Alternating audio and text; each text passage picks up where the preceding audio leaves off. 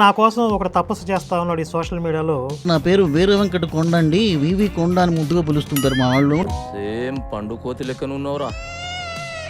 ఈ అష్టదరిద్రుని చూచినంతనే నడపీనుగు వచ్చెనను భావము గల్గు. వీడియో మాత్రం ఒక రేంజ్లో ఉంటుంది. అమ్మోర్ తాండవం. నవరత్నాల పంట నారసింహుడు దర్శనం ఒక్కసారి. మనందరి కోసం ఆయన భూమి మీదకి వచ్చి ప్రాణం పెట్టాడు కాబట్టి, ప్రతి మానవుడికి కోసం ఆయన రక్తం గార్చాడు కాబట్టి. బ్లెస్సింగ్స్ మీకు ఎప్పుడు ఉంటాయి. బ్లెస్సింగ్స్ కాదు సార్, బ్లడ్ కావాలి. ఎవరిది? మీదే. మా ఊర్లో అంబలపూడి అప్పయ్య దొడ్లో ఉచ్చబోసుకున్నాడు మనల్ని అందరినీ రక్షించడానికి. ఇలా బుల్లెట్ పాయింట్ టు పాయింట్ ఉంటాయమ్మా, ఎక్కువ లెంగ్త్ ఉండదు, షార్ప్గా స్ట్రైట్గా దిగిపోద్దు. Radha 550 steel TMT. తులసిని అలాగే బృంద వీళ్ళిద్దరిని కూడా వీళ్ళ మానాన్ని పాడు చేస్తాడు. ఎవరు? విష్ణు. వీడికి సమాధానం చెప్పాలంటే మోరల్స్ ఎథికల్ గ్రౌండ్స్లో నుంచి నేను చెప్తాను. ఇప్పుడు నల్లట బుక్కులోకి వెళ్ళి యేసయ్య ఎవరికి పుట్టాడు కొడుతున్నాడు, కొంచెం చూసి చెప్పండి. ఫస్ట్ చెప్పాలంటే కరుణాకర్ సుబ్బిన.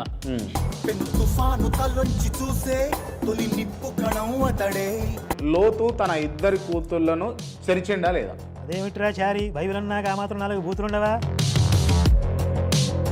కొంతమంది పాస్టర్లు కేవలం దశమ భాగాలు పెంచుకోవడం కోసం వాళ్ళ ఆక్యుపెన్సీ పెంచుకుంటారట, నిజమేనా? నీ చెప్పేదంత అబద్ధం అంటే. టైత్ దశమ భాగం అంటే 23.33% వస్తుంది. 10% అప్గ్రేడ్ అయిపోతున్నారు 23%కి. రెడీగా ఉండండి గొర్రెలో. క్రిస్టియానిటీ లేడు. ఒకవేళ నువ్వు క్రిస్టియానిటీలో ఉంటే చాలా మన చర్చిల సంగతి నీకు ఎలా తెలిసింది? ఏం మాట్లాడుతున్నావురా? నరాలు కట్ అయిపోయింది.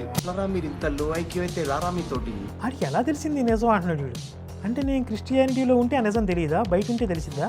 క్రిస్టియానిటీలో ఉన్న వాళ్ళకి తెలియదా? అక్కడ కళ్ళు మూసుకుపోతాయా? పాస్టర్లు అలాంటి వాళ్ళు ఏదంటే ఎక్కడో రేర్ సంఘటన అది. ఇప్పుడు మన కళ్ళ ముందు కొంతమంది పాస్టర్లు ఉన్నారు. హనీ జాన్సన్ గడు మొన్నే పుచ్చిపోయిన గువ్వలకు మందు రాసాడు.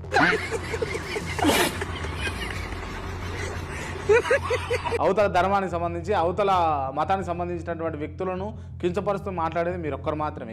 ఒక్క ఎవిడెన్స్ ఇవ్వండి.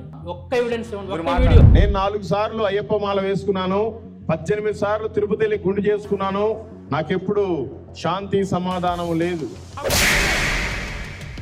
మన చిన్నజీర స్వామి 4 కట్ చేయాలంటే ఇలాంటి వాళ్ళ గురించే.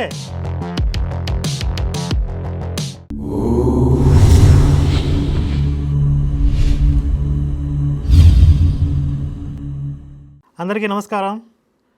మన పురాణ ఇతిహాసాల్లో కొంతమంది రాక్షసులు దేవతల దర్శనం కోసం తపస్సు చేస్తూ ఉంటారు. అలాగే నా కోసం ఒకటి తపస్సు చేస్తా ఉన్నాడు ఈ సోషల్ మీడియాలో అరగుండుగాడు. రాక్షసులు చేసే శ్రీహరి నామస్మరణ కన్నా వీడు చేసే నా నామజపం చాలా ఎక్కువ. కాకపోతే నేనేం వీడికి వరాలు ఇవ్వలేను. సాచి చెంప మీద కొడితే చాప మీద కూర్చొని పెద్ద మనిషి అవుతాడు. ఈ అర్రగుండుగాడికి బ్యాండ్ మేళం లాగా కొంతమంది హాఫ్ మైండ్ గాళ్ళు వచ్చి నా వీడియోలో అక్కడక్కడ కామెంట్లు పెడతా ఉంటారు. దమ్ముంటే మా సాంబన్నతో డిబేట్ చేయరా, దమ్ముంటే మా సాంబన్నకి కౌంటర్ ఇవ్వరా అని నన్ను వాడి స్థాయికి లాగాలని ప్రయత్నం చేస్తూ ఉంటారు. వాడు ఒక ఆకుబచ్చగాడు, అది కనీసం పాస్టర్ కూడా కాదు. అలాగే నేను అంతకు ముందే పెద్ద పెద్ద బడా పాస్టర్లతో డిబేట్లు చేస్తున్నా. వీడి గురువు ఇటీవలే నరకవాసు అయినటువంటి ప్రవీణ్ పగడాల, ఆయన్ని కూడా చిత్తడగా చిత్తగొట్టేసే డిబేట్లో. ఇప్పుడు వీడొచ్చి తొడగొడుతున్నాడంటే మా గురువుని ఓడించావు, దమ్ముంటే నాతోరా, నాతో కలబడు అని అర్థమా? లేకపోతే విజయ్ కుమారు, విపి రెడ్డి వీళ్ళందరికంటే బాగా చెప్తాను, వాళ్ళకి చేత కాలేదు కాబట్టి వాళ్ళని ఓడించడం కాదు నన్ను ఓడించి చూపించు అని అంటున్నావా అని అడిగా. దానికి సమాధానం లేదు. అయితే ఇటీవల కేఆర్ టీవీలో వీడిని పిలిచి కూర్చోబెట్టి ఇంటర్వ్యూ తీసుకోవటం వల్ల ప్రేక్షకుల కోరిక మేరకు వీడికి కర్రుగాల్చి వాతలు పెట్టి తగిన విధంగా నాటు వైద్యం చేయడానికి ఈ వీడియో చేస్తున్నానమాట. ఈ ఒక్క వీడియో వీడికి లైఫ్ లాంగ్ సరిపోద్ది. నవరత్నాల పంట నారసింహుడు దర్శనం ఒక్కసారి. మరి ఈ వీడియో చూసిన తర్వాత ఆ బాతుబచ్చగాళ్ళు కొంతమంది ఉంటారు కదా, దమ్ముంటే మా సాంబన్నతో డిబేట్ చేయరా అని అంటారేమో చూడండి. అసలు నేను ముందు అనుకున్నాను ఈ క్రాంతి గారికి ఏం పని లేదా, అసలు ఈయన ఎందుకు వాడిని తీసుకొచ్చి హైలైట్ చేయటం, వాడికి నోటికి హద్దు పద్దు లేకుండా వాగుతాడు, అనవసరంగా వాడికి పాపులారిటీ కల్పిస్తున్నారు అని అనుకున్నా. కానీ వీడియో చూసిన తర్వాత ఆయన అలా చేయటమే కరెక్ట్ అనిపించింది. ఎందుకంటే వాళ్ళ డొల్లతనం, వాళ్ళ రంకుతనం, వాళ్ళ 2 నాలుకల ధోరణి, పాము లాంటి 2 నాలుకల ధోరణి బాగా ఎక్స్పోజ్ అయ్యింది. అందులో క్రాంతి గారు కొన్ని చోట్ల ఆయనకి ఆ పరమైన కంటెంట్ లేకపోవడం వల్ల లాక్ చేయలేకపోయారు, కొన్ని చోట్ల బాగానే పట్టుకున్నారు. సరే, ఓవరాల్గా మనం చేసే ఈ రౌండప్తో మొత్తం అంతా క్లియర్ అయిపోద్ది. వాషింగ్ పౌడర్ నిర్మలాగా చక్కగా ఉతికి ఇస్త్రీ చేసి అక్కడ పెట్టేస్తాం. వీడియో మాత్రం ఒక రేంజ్లో ఉంటుంది. ఎలా ఉంటుంది? అమ్మూర్ తాండవం. ఈ వీడియో చూసిన తర్వాత వాడు ఆనందంతో ఉక్కిరి బిక్కిరి చచ్చిపోతాడు. ఎందుకంటే కరుణాకర్ నా మీద ఒక వీడియో చేశాడు అని ఆనందంతో ఆడు పోయినా పోతాడు.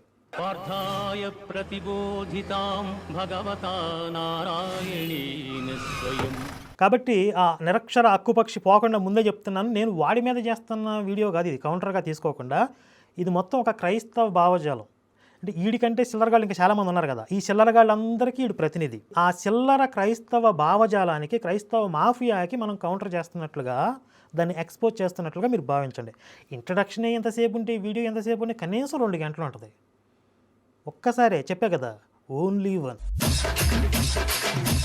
మన ముందు ఉన్నది సిహెచ్ సాంబశివరావు గారు ఉన్నారు. నా పేరు వీర వెంకట కొండ అండి, వివి కొండ అని ముద్దుగా పిలుస్తుంటారు మా వాళ్ళు.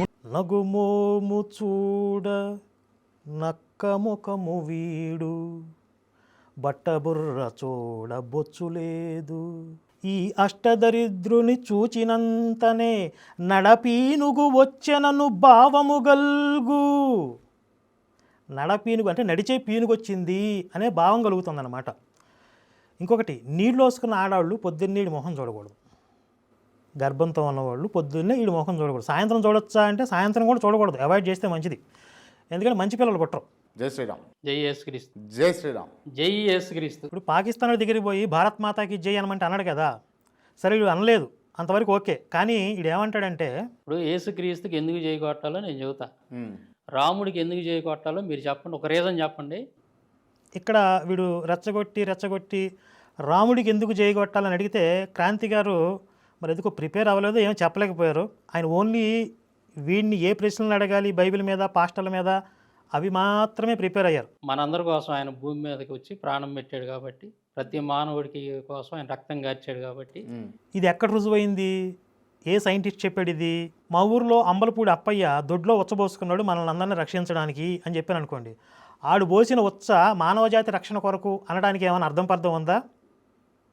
అలాగే యేసు రక్తం గార్చాడు, లేకపోతే యేసుతో పాటు చాలామందిని సిలువేశారు, దొంగలు కొట్టారు, చంపేశారు, వాళ్ళకి రక్తం గారింది, ఈయన ఉచ్చబోసాడు. ఇది లోకరక్షణ కోసం ఎలా ఇద్ది? మా నల్లట్ట పుస్తకంలో రాశారు కాబట్టి అని అంటే ఇప్పుడు నేను చెప్తున్నాగా, మరి మా అంబటిపూడి అప్పయ్య కూడా ఉచ్చబోసింది లోకరక్షణ కోసమే, నమ్మండి. ఇలా bullet points, point to point ఉంటాయమ్మా, ఎక్కువ లెంగ్త్ ఉండదు, షార్ప్గా స్ట్రైట్గా దిగిపోద్ది. రాముడికి ఎందుకు చేయగొట్టాలో నాకు చెప్పండి. రాముడు పురుషోత్తముడిగా, మర్యాద పురుషోత్తముడిగా, మానవ జాతికి ఒక ఆదర్శవంతుడిగా, కుటుంబ విలువలు నేర్పాడు. మంచి పుత్రుడు ఎలా ఉండాలి, మంచి భర్త ఎలా ఉండాలి, మంచి సోదరుడు ఎలా ఉండాలి, మంచి పరిపాలకుడు ఎలా ఉండాలి, రావణాసురుడు లాంటి శత్రువుతో కూడా ఎలా వ్యవహరించాలో చూపించాడు. శత్రువులని కంపింపజేశాడు తప్ప నలుగురు సైనికులు వెంటబడుతుంటే తుప్పల్లోకి పారిపోలేదు రే. అసాధ్యమైనటువంటి సాగరాన్ని దాటి దుర్భేద్యమైనటువంటి లంకలోకి ప్రవేశించి రాక్షస మూకనంతా చీల్చి చెండాడి శత్రు వినాశనం చేసినటువంటి రాముడికి జై కొట్టాలా?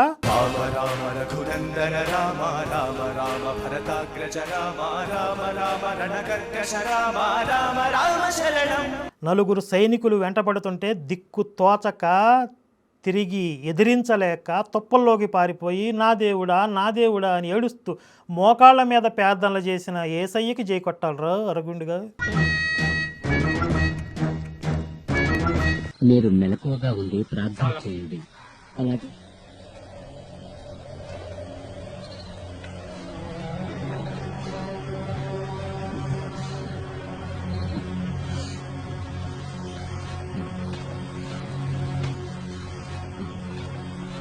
ఆయనకి ఏమైంటుంది? ఆయన భయపడ్డారని నాకు అనిపిస్తుంది. ఆయన రాబోయే ఆపద గురించి మనతో ముందే చెప్పారు కదా. అవును, ఆయన్ని పట్టుకుంటారని కూడా ఆయన మనతో చెప్పారు. రాముడి పుట్టుకకు కారణం విష్ణువు. రాముడు అవతారం ఎత్తక ముందు తులసిని అలాగే బృంద, వీళ్ళిద్దరిని కూడా వీళ్ళ వీళ్ళ మానాన్ని పాడు చేస్తాడు ఎవరు? విష్ణు. ఇంకా కామెంట్స్ ఉన్నాయి, కూడా వినండి. దాన్ని ఏ విధంగా అది మంచి పనిగా చూడాలి అదొకటి. తర్వాత బృంద అనేటువంటి స్త్రీని కూడా ఈ విధంగానే పాడు చేస్తాడు. జలంధరుడు బృంద భర్త. వీడు క్రిటిసైజ్ చేస్తున్నాడు మన హిందూ స్క్రిప్చర్స్ని, అందులో ఉన్నటువంటి శ్రీ మహావిష్ణువుని. ఏ విధంగా వీడు క్రిటిసైజ్ చేస్తున్నాడు? ఆయన చేసిన పని మోరల్గా, ఎథికల్గా, వాల్యూస్ ఎక్కడున్నాయి, అది కరెక్ట్ కాదు కదా అని ఎథికల్ గ్రౌండ్లో ప్రశ్నిస్తున్నాడు వీడు కదా. కాబట్టి మనం కూడా వీడికి సమాధానం చెప్పాలంటే మోరల్స్, ఎథికల్ గ్రౌండ్స్లో నుంచి నేను చెప్తాను. అయితే ఈ తులసి, శంఖచూడు, బృంద, జలంధరుడు వీళ్ళిద్దరి కథలు కూడా దగ్గరగా ఒకేలాగా ఉంటాయి. అసలు ఈ రెండు ఒకటా వేరువేరా అనే సందేహం కూడా కొంతమందికి ఉంటుంది. మనకి కాలచక్రం అనేది, ఈ సృష్టి చక్రం అనేది ఒక్కసారి జరగలేదు, అనేక సార్లు జరిగింది, అనంతంగా జరుగుతూ ఉంది. ఒక కల్పంలో వాళ్ళు శంఖచూడు, తులసిగా జన్మించారు, ఒక కల్పంలో బృంద, జలంధరుడిగా జన్మించారు. కాబట్టి రెండు కల్పాలలో జరిగినటువంటి సంఘటనలుగా వీటిని మనం తీసుకోవాలి. మనందరికీ తెలిసిన విషయమే, విష్ణువు స్థితికారకుడు, అంటే సృష్టిని నడిపిస్తూ ఉంటాడు, రక్షిస్తూ ఉంటాడు, నిలబెడుతూ ఉంటాడు. దానికి ఆపద వస్తే దాన్ని రక్షించవలసిన బాధ్యతని శ్రీ మహావిష్ణువు తీసుకుంటాడు. ఇప్పుడు ఒక ఎగ్జాంపుల్ తీసుకుందాం. పాకిస్తాన్లో ఉన్నటువంటి ఒక టెర్రరిస్ట్ భారతదేశం మీద ఒక కుట్ర చేసి ఒక పెద్ద టెర్రర్ అటాక్కి ప్లాన్ చేశాడు. ఆ టెర్రర్ అటాక్ కనుక జరిగితే కొన్ని వేల మంది అమాయకులు బలైపోతారు. ఒకవేళ ఆ బలైపోయే వాళ్ళల్లో మీ ఫ్యామిలీ కూడా ఉందనుకోండి, అప్పుడు మీరు ఆ అటాక్ నుంచి రక్షించబడాలి, జరగకూడదు అని అనేక విధాలుగా దైవాన్ని వేడుకుంటారు, మొక్కుకుంటారు. సరే, ఇందుకోసం ఈ ఆపరేషన్ని డీల్ చేయడానికి ఒక మిలిటరీ ఆఫీసర్ పాకిస్తాన్ వెళ్ళాడు. ఎక్కడైతే ఈ టెర్రర్ అటాక్కి ప్లాన్ చేశారో వాళ్ళలో ఒక సభ్యుడిగా చేరిపోయాడు. ఈ కుట్రని భగ్నం చేయడానికి అక్కడ ఒక స్త్రీ సహకారం అవసరమైంది. ఆ స్త్రీతో స్నేహం చేశాడు, తనని పెళ్లి చేసుకోవడానికి కూడా సిద్ధపడ్డాడు, తనతో కొంతకాలం కాపురం చేశాడు. ఆమె తనని నమ్మింది, ఆమె సహకారంతో ఈ కుట్రని భగ్నం చేశాడు. ఆ తర్వాత చెప్పాడు, నేను కేవలం నా డ్యూటీలో భాగంగా, నా దేశాన్ని రక్షించుకోవడంలో భాగంగా నిన్ను ప్రేమించానని చెప్పాను, నిన్ను పెళ్లి చేసుకున్నాను తప్ప నాకు నీ మీద ఎలాంటి మమకారం కానీ, వ్యామోహం కానీ, ప్రేమ కానీ లేవు అని చెప్పాడు. ఆమె, చీ దుర్మార్గుడా, నన్ను ఇంత మోసం చేస్తావా, నా ఉసురు తగులుతుంది నీకు అని చెప్పి ఈయన తిట్టిపోసింది. ఇప్పుడు ఈ కథలో మీరు ఈ మిలిటరీ ఆఫీసర్ పాకిస్తాన్కి పోయి ఒక స్త్రీని మోసం చేశాడు, చీ ఇదెక్కడ న్యాయం అంటారా? తన కర్తవ్య నిర్వహణలో భాగంగా అవసరమైతే శత్రువులతో ఒక సంబంధం పెట్టుకునైనా సరే తన దేశాన్ని రక్షించాడు అని అతన్ని సత్కరించి గౌరవిస్తారా? ఇప్పుడు ఈ గొర్రెలకి లో ఐక్యూ లెవెల్స్ ఉంటాయి కాబట్టి వీళ్ళు ఏం ఆలోచిస్తారంటే, అబ్బబ్బబ్బబ్బా ఈ మిలిటరీ ఆఫీసర్ అక్కడికి పోయి పాకిస్తాన్ అమ్మాయితో ఎంజాయ్ చేసేసాడు అని ఆలోచిస్తారు. వీళ్ళ మెదడు అక్కడ వరకే పనిచేస్తుంది కదా. తన మీద అపనింద పడినా సరే లోకాన్ని రక్షించడానికి ఆయన దేనికి వెనుకాడడు. తన వ్యక్తిత్వం మీద మచ్చపడినా సరే, ఇప్పుడు ఆమె శపించింది అని అనుకుందాం, కానీ ఆ శాపాన్ని తీసుకోవాల్సిన అవసరం కానీ తీసుకునే పరిస్థితుల్లో కానీ ఆయన ఉండడు. కానీ లోకహితం కొరకు, లోక కళ్యాణం కొరకు నీ శాపాన్ని నేను స్వీకరిస్తున్నాను అని చెప్పి దానిని కూడా లోకంలో ఏదైనా మంచి ప్రయోజనానికి వినియోగిస్తాడు. అది దైవత్వము. ఇంకా మనం డెప్త్లోకి వెళ్తే ఈ శంఖచూడు అనేవాడు విష్ణువు యొక్క అంశ, తులసి లక్ష్మీదేవి యొక్క అంశ, జలంధరుడు కూడా శివుడి ద్వారా ఉత్పన్నమైనటువంటి విష్ణువు యొక్క అంశ, బృంద కూడా లక్ష్మీదేవి యొక్క అంశ. కాబట్టి వాళ్ళ శక్తులు, వాళ్ళ విభూతులే, అక్కడేమి అపవిత్రం జరిగినట్లు కాదు. లోకాన్ని నడిపించడంలో, జగన్నాటకంలో ఇవన్నీ కూడా ఒక పాత్రలు. ఇప్పుడు యుద్ధం చేసేటప్పుడు శత్రువు మన మీద అనవసరంగా పాశవికంగా దాడి చేస్తున్నాడు. ఆ శత్రువుని రక్షించడానికి ఒక వలయం ఏదో ఉంది. ఆ వలయం ఏదున్నా సరే ఆ వలయాన్ని బద్దలు కొడతారు. అలాగే ఇక్కడ తులసి, బృంద పాతివ్రత్యం అనేది రాక్షసులకి రక్షణ కవచంగా నిలిచింది. ఆ రక్షణ కవచాన్ని బద్దలు కొడతారు, అది ఏదైనా సరే. అది యుద్ధనీతి. సాధారణ ధర్మాలు వేరు, అసాధారణ ధర్మాలు వేరు, ధర్మ సూక్ష్మాలు వేరు. ఇప్పుడు మామూలుగా అయితే చిన్నపిల్లల్ని, ఆడవాళ్ళని చంపడం అమానవత్వం, నేరం కదా. కానీ మన దేశం మీద టెర్రరిస్టులు దాడి చేసినప్పుడు ఆపరేషన్ సింధూర్ భారత్ ప్రకటించింది. ఆపరేషన్ సింధూర్లో భాగంగా ఈ టెర్రరిస్ట్ క్యాంపుల్ని ధ్వంసం చేసింది. అందులో ఒక టెర్రరిస్ట్ నాయకుడు కుటుంబాన్ని మొత్తం కూడా నాశనం చేసి పారేశారు మన సైనికులు. అందులో ఆడవాళ్ళు, చిన్నపిల్లలు కూడా ఉన్నారు. నువ్వు ఆడవాళ్ళని, చిన్నపిల్లల్ని దాడి చేసావు కాబట్టి నువ్వు నేరస్తుడివి అని అంటారా? అది యుద్ధ ధర్మంలో భాగం. కాబట్టి శత్రువులని రాక్షస అసుర శక్తులని సంరక్షించేటటువంటి వలయం ఏదైనా సరే దాన్ని బద్దలు కొడతారు. అదే లోక రక్షకుడైన ప్రతి ఒక్కరూ చేయవలసిన రాజనీతి, పాటించవలసిన రాజనీతి. ఒక పక్క ఇది క్లియర్గా ఉంది కదా. ఇప్పుడు నల్లట బుక్కులోకి వెళ్ళి ఈ గొర్రెగాళ్ళకి కూడా గుచ్చుకునేలాగా, వాళ్ళకి కూడా అర్థమయ్యేలాగా చాలా చక్కగా విడమరిచి అరటి పండు వలిచి కింద పెట్టినట్లుగా మీకు పెడతాను చూడండి. ఇప్పుడు నీకు ఇప్పుడు చాలా సింపుల్ విషయం చెప్తానమాట. డింగ్ మన జ్ఞానబలి పెరిగిపోద్ది నీకు. యేసయ్య ఎవరికి పుట్టాడు? ప్రశ్న బాగా అర్థం చేసుకోవాలి. కొంచెం చూసి చెప్పండి. యేసయ్య ఎవరికి పుట్టాడు? ఇప్పుడు ఆడు అనుకుంటాడు, ఇంత గట్టిగా అడుగుతున్నాడంటే కనీసం 100 మంది ఉంటారు. కంగారు పడక ఎదవా, చెప్తా ఈయన. మేరీకి పుట్టాడు కదా. మేరీ ఎవరు? మళ్ళీ డౌట్ వచ్చింది. మేరీ ఎవరు అంటే ఆమె స్వతంత్రురాలైనటువంటి స్త్రీ కాదు, ఒక పురుషుడికి ప్రదానం చేయబడినటువంటి స్త్రీ. తన మీద తన యొక్క గౌరవానికి సంబంధించినటువంటి బాధ్యతలన్నీ ఎవరికి ఉంటాయి? భర్త అయిన యోసేపుకు ఉంటాయి. ఇప్పుడు క్లియర్గా ఉంది కదా. మేరీకి కడుపు ఎవరు చేశారు? ఇంపాసిబుల్, అది మాత్రం చెప్పండి. మళ్ళీ డౌట్ వచ్చింది వీడికి, ఎవరి పేరు చెప్పాలా అని. సరే నువ్వేదనుకుంటున్నావు అదేరా, పరిశుద్ధాత్మ అనుకో, యెహోవా అనుకో, ఏసే. వీళ్ళు ముగ్గురు ఒకటే నేను చెప్పాను వీడు దీంట్లో. నువ్వు ఇప్పుడు మేరీ కడుపు చేసింది కూడా ఏసేనా? వాడు చెప్పిన అర్థం తీసుకుంటే అదే వస్తుంది. సరే, యేసో, పరిశుద్ధాత్మ, యెహోవానో ముగ్గురు విడిగాను, ముగ్గురు కలిసో ఏదో చేశారు, కడుపు చేశారు. ఇక్కడ నా పాయింట్ ఏంటంటే యోసేపు పర్మిషన్ తీసుకున్నారా? ఇది నా ప్రశ్న. ఒక భర్తకి తెలియకుండా పెళ్ళానికి కడుపు చేయటం చీటింగా కాదా? మొగుడుకు తెలియకుండా పెళ్ళానికి కడుపు చేసేసి ఆడికి డౌట్ వచ్చింది, దీనికి కడుపు ఎందుకు వచ్చింది అంటే, రే నేనే కడుపు చేశాను ఉంచుకో నర్మయ్ యాదవా. జైన్ సినిమాలో గోపీచంద్ ఉంటాడు విలను. ఆడప్పుడు దాకా ఒక అమ్మాయితో సంబంధం ఉంటుంది ఆడికి. అది వచ్చి వీడిని పెళ్లి చేసుకోమంటే వీడు సదా మీద మనసు పడి దాన్ని పెళ్లి చేసుకోవాలనుకుంటాడు. ఎవడు? గోపీచంద్. మరి నా సంగతి ఏంటి అని చెప్పి ఆవిడ అడిగితే, నువ్వు దీన్ని చేసుకోరా. మరి పరిశుద్ధాత్మ కూడా కడుపు చేసేసి యోసేపు నేనే చేశా, నువ్వు నోరు మూసుకుని పడుండు. ఇది సీటింగా కాదా?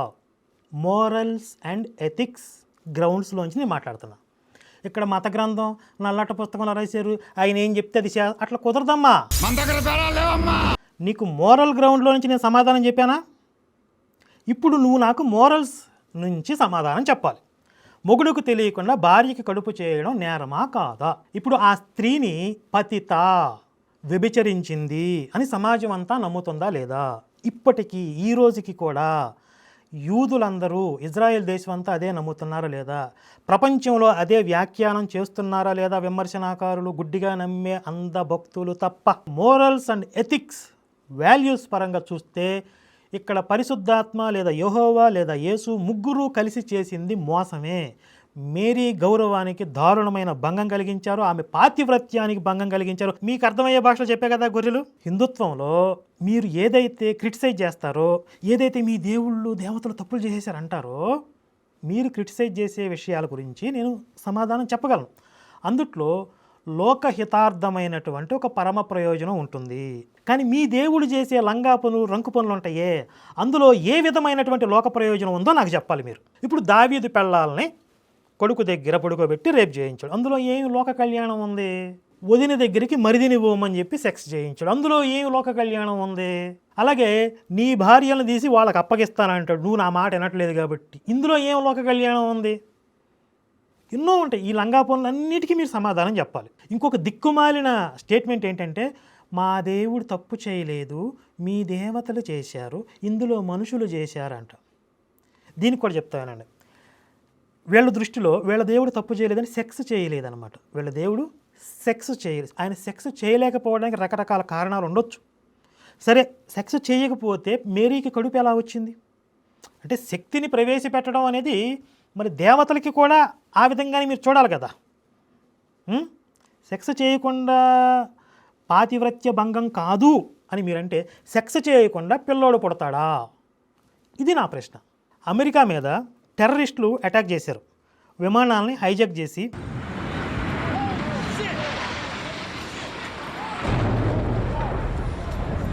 WHO టవర్స్ని కూల్చేశారు. ఈ టెర్రర్ అటాక్కి మూల కారణం ఎవరు? ఆ పైలట్స్ని అదుపులోకి తీసుకుని విమానాలను హైజాక్ చేసిన టెర్రరిస్టుల వాళ్ళు అక్కడే చచ్చిపోయారే. మరి అక్కడితో శిక్ష పూర్తయిపోవాలి. కానీ అమెరికా ఏం చేసింది, అసలు దీనికి కుట్రదారుడు ఎవరు అని మొత్తం తీగలాగితే డొంక కదిలినట్లుగా అదంతా ఎంక్వైరీ చేసుకుంటూ ఎక్కడో కలుగులో దాక్కున్నటువంటి ఒసామా బిన్ లాడెన్ అనే వాడిని పట్టుకుని వెతికి చంపారు.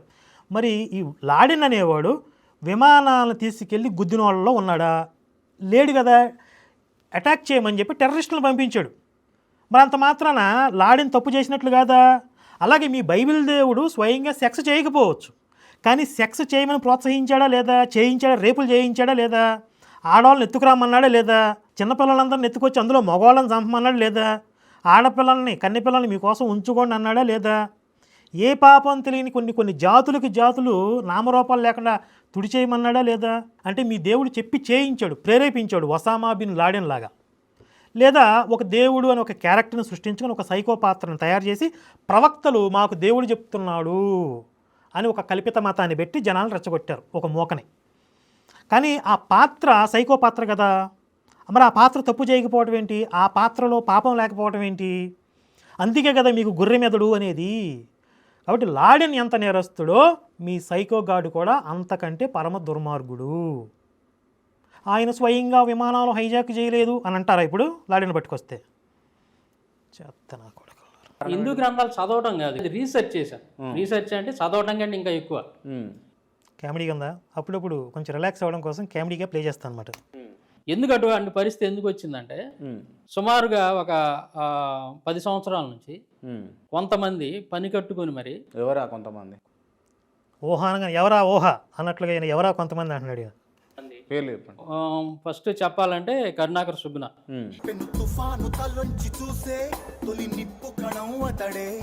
వీడిని అర్ధరాత్రి నిద్రలో లేపి నీకు ఒక పేరు చెప్పరా అంటే కరుణాకర్ సుగ్న అంటాడు.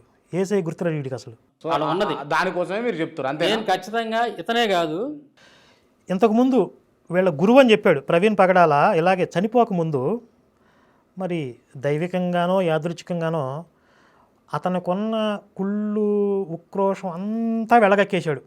భగవద్గీత, మహాభారతం, మనుధర్మం అని చెప్పి రకరకాల గ్రంథాల గురించి నోటికొచ్చిందల్లా వాగేశాడు. ఇక ఇంతకు మించి కక్కడానికి ఏమీ లేదు అన్నట్లుగా వాగేశాడు అనమాట. ప్రవీణ్ పగడాల వారోత్సవాలు అని చెప్పి వారం రోజులు ఉతికి ఆరేశా. ఆ తర్వాత పోయాడు పాపం మహానుభావుడు. మహాభారతం నుండి, భగవద్గీత నుండి, మనుధర్మశాస్త్రం నుండి, పురాణాల నుండి ప్రతి పాయింట్కి నేను సమాధానం చెప్పా. ఆ పోయిన ప్రవీణ్ పగడాల కంటే తోపేం కాదు కదా వీడు. రక్షణ టీవీ ఛానల్లో 4 పాస్టర్లు కూర్చుంటే వాళ్ళకే వల్లగాలేదు.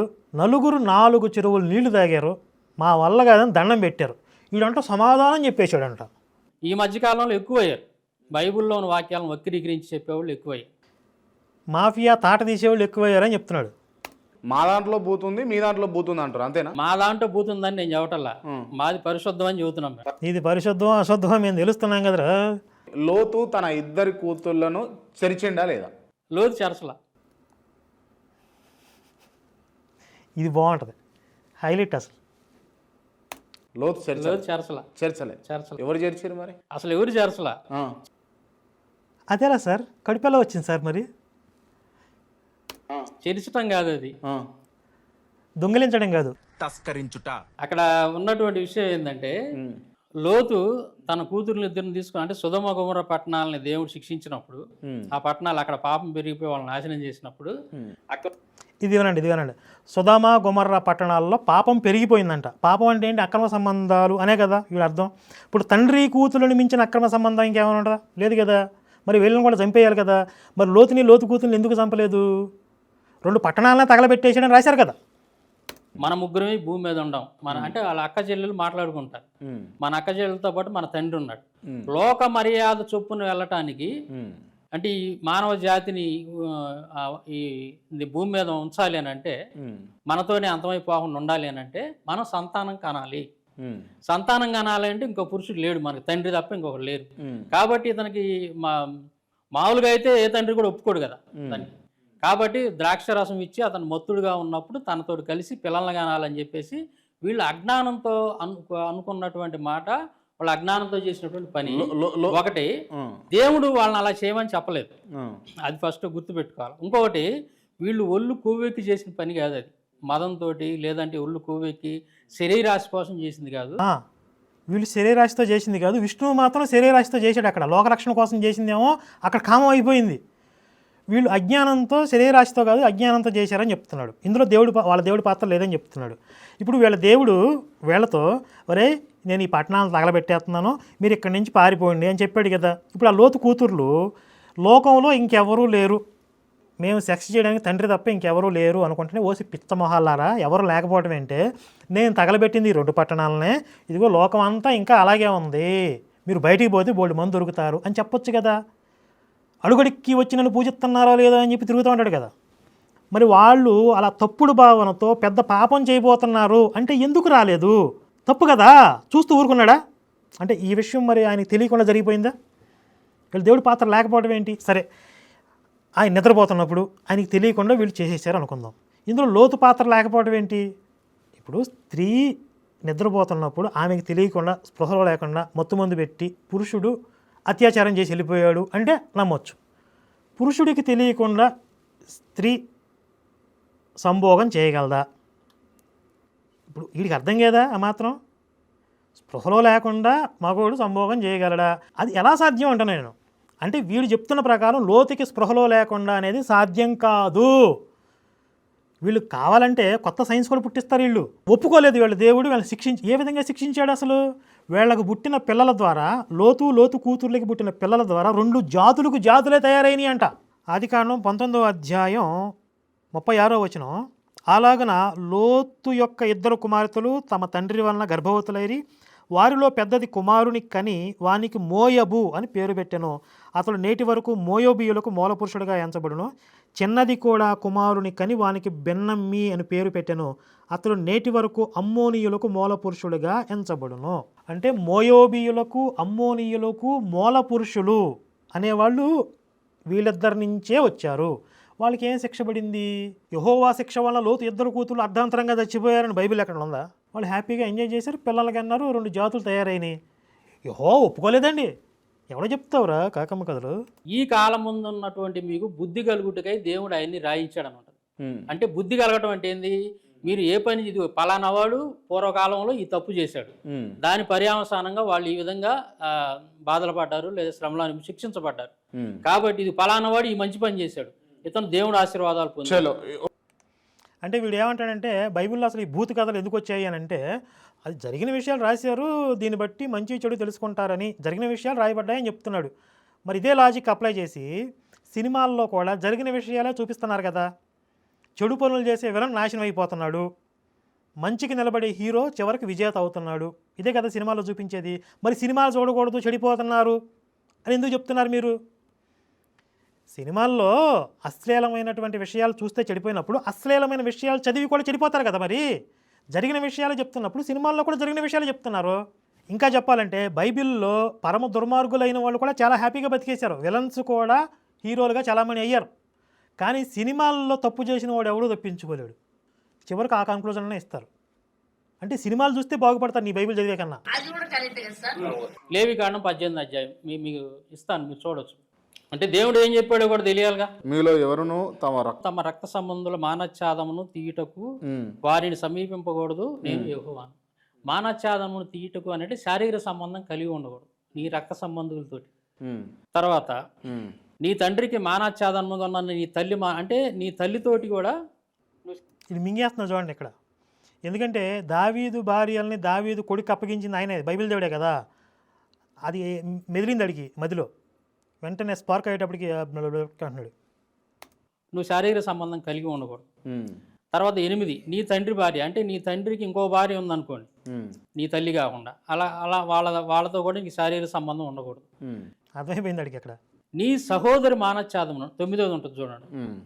నీ సహోదరి అంటే నీకు చెల్లెలు వరుస అయ్యేటటువంటి లేదా నీ చెల్లెలు నీ రక్త సంబంధం అంటే ఇలాంటి వాళ్ళతో కూడా నువ్వు శారీరక సంబంధం కలిగి ఉండకూడదు. మరి అబ్రహాం చెల్లిని పెళ్లి చేసుకున్నాడుగా సారాని, చెల్లెలు అని అబద్ధం చెప్పాడు అని అంటారు, కానీ అది నిజమే అని చెప్పి అబ్రహామే చెప్పాడు.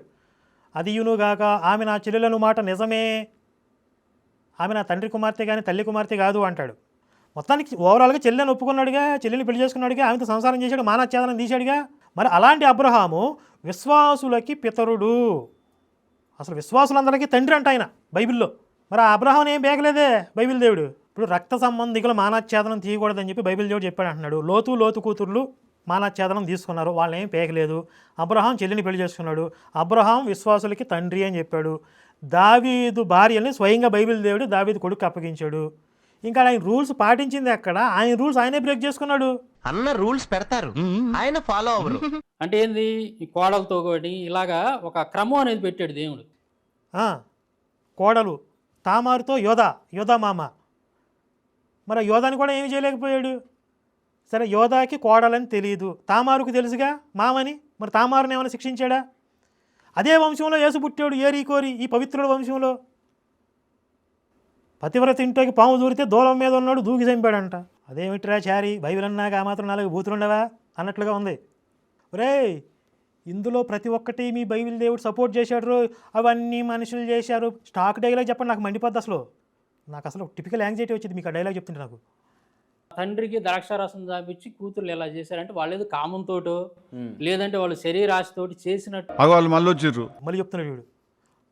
అది జనాల్లోకి వెళ్ళిపోతుంది. ఆ రాసినటువంటి వచనాలు స్పష్టంగా చదివితే మనకు ఒకసారి ఆలోచిస్తే అంతా ఒకసారి మననం చేసుకుంటే అందులో అంతరార్థం అర్థమైద్ది అంటున్నాడు. లోతు కూతుర్ల సంభోగంలో అంతరార్థం అంటారు. అది చేయటం తప్పే. దేవుడు ఖచ్చితంగా దాన్ని ప్రోత్సహించాడు, ఖండించాడు. ఏ విధంగా ఖండించాడు? అదైతే నేను ఖండిస్తాను. మత్స్య పురాణం 3వ అధ్యాయంలో బ్రహ్మ తన సొంత కూతురైనటువంటి సరస్వతి తోటి 100 సంవత్సరాలు కాపురం చేసి స్వయంభూ మను అనేటువంటి మనువుని అంటాడు. దీని గురించి కూడా గతంలో ఆల్రెడీ మనం చెప్పిందే, ఇంకొకసారి సారాంశం చెప్తున్నా. సరస్వతి అంటే జ్ఞానానికి అధిదేవత. మనకి దేవతలు అని అంటే ఒక మనిషిగా ఒక వ్యక్తిగా ఉండే రూపం కాదు, ఒక ఎనర్జీకి వాళ్ళు అధిదేవతలు. నేను కొన్ని రోజుల క్రితం ఒక వీడియో చేశా, మొత్తం విశ్వం యొక్క స్వరూపం ఏమిటి అనేది. అందులో ఒక పాయింట్ గురించి వీడు ఏం మాట్లాడుతున్నాడు చూడండి. ఒక గ్రహం వచ్చి ఒక స్త్రీతోటి పిల్లల్ని కంటం ఏందిరా, అసలు సూర్యుడు వచ్చి రావటం ఏంది, మనిషితో పిల్లల్ని కంటం ఏంది, ఏంట్రా అసలు మీ గ్రంథాలు ఏంటి, మీరు మాట్లాడేది ఏందిరా, చెత్తన వెళ్ళరా. సూర్యుడు యొక్క వైశాల్యం అనేది 14 లక్షల కిలోమీటర్లు. నేను ఆ విశ్వం గురించి చేసిన వీడియోలో సూర్యుడి యొక్క పరిమాణం డయామీటర్ ఎంత ఉంటుంది అని చెప్పా కదా.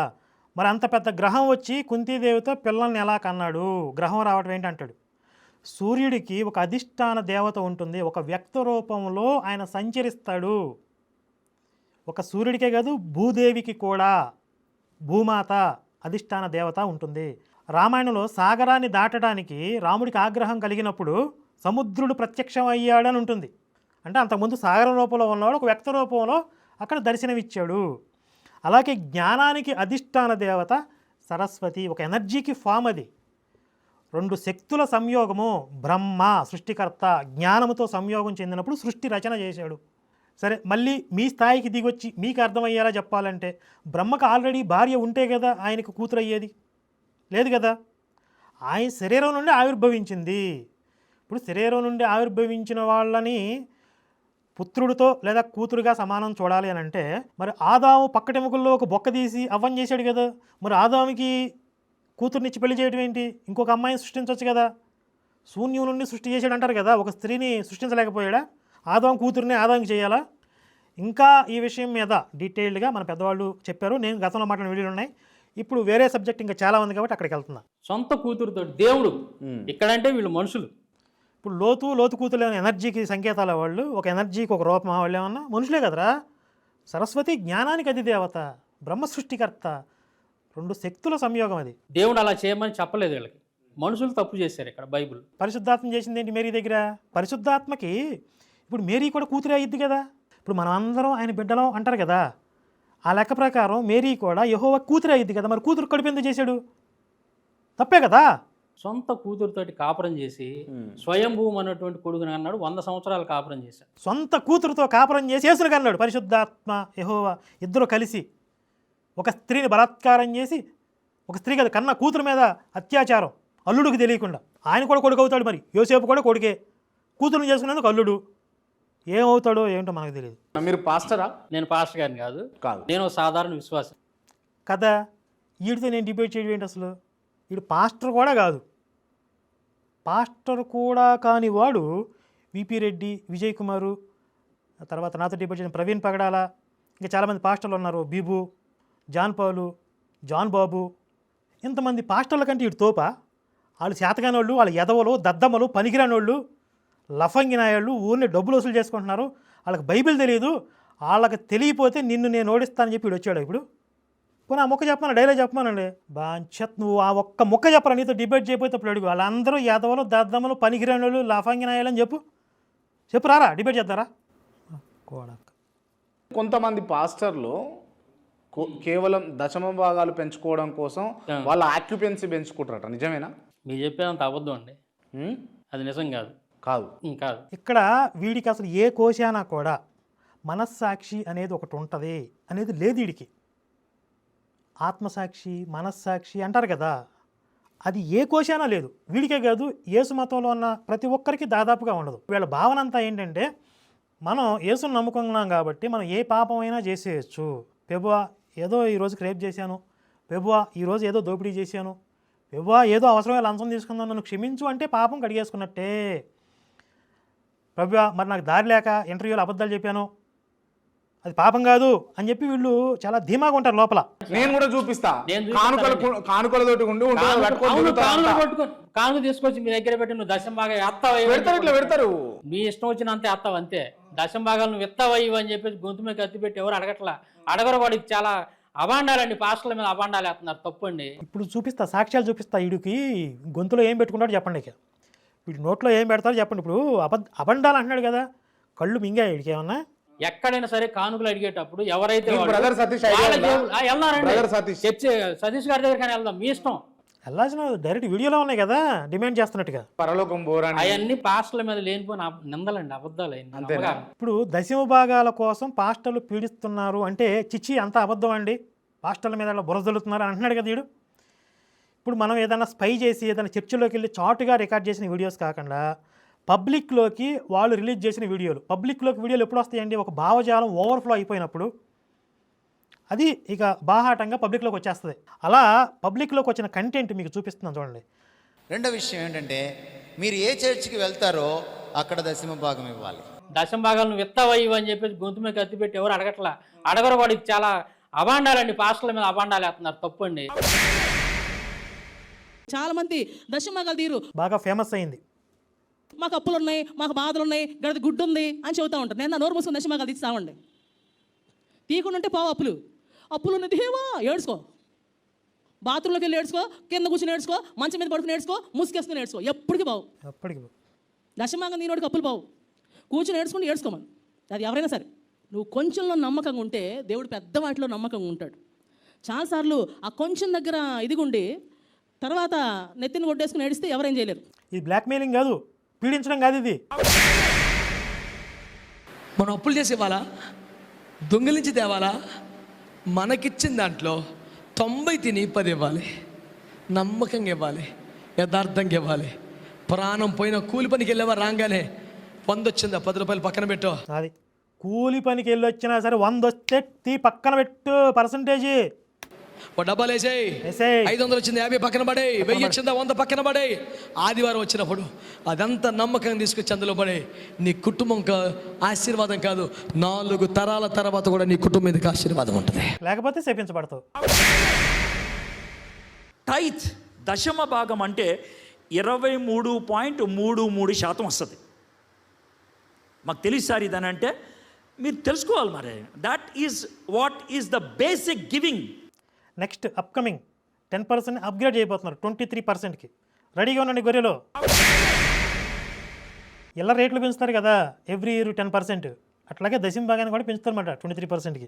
ఈరోజు చాలా మంది చేసే తప్పు ఏంటంటే, శాలరీ వచ్చిన వెంటనే ఈఎంఐ కడతారు, కరెంట్ బిల్ కడతారు, వీడు అసలు మంచి ఆర్టిస్ట్, అసలు వీడు ఇంటర్నెట్ కడతారు, పాల్ బిల్ కడతారు, అక్కడ కడతారు, ఇక్కడ కడతారు, అన్నీ కడతారు, అన్నీ అయిపోతారు. చివరిగా ఉంటుంది, దేవా ఇవ్వాలా, పిల్లడు స్కూల్ ఫీజు కట్టాలి ప్రభా, మర్చిపోయింది ప్రభా ఇవ్వాలా, పర్వాలేదు దేవుడు ఏమనుకోలేదు, ఫ్రీ వెరీ చియర్ఫుల్ గివర్ కదా, ఐ లవ్ యూ డాక్టర్ నీకు వద్దు ప్రభా.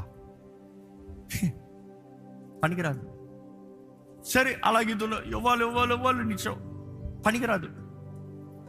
అది కూడా కాదు, ఎన్ని ఇచ్చి దేవా ఇది నీది అని ఇచ్చో, పనికిరాదు.